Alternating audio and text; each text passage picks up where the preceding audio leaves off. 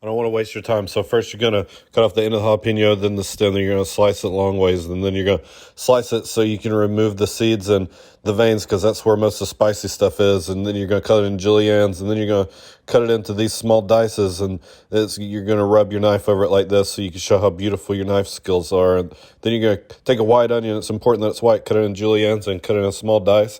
And then you're going to take this it's a lime, and then cut it in half. Then you're going to slice these radishes into thin half moons, and then roll up this cilantro nice and tight. And then you're going to come through with your knife and cut a thin chiffonade, and then roll your knife around the seed of the avocado, and then just twist both sides of it, and then it'll come apart like this, and do it to both because there's two in this recipe. And then take out the seeds with your knife, but don't cut your hand off because that would hurt.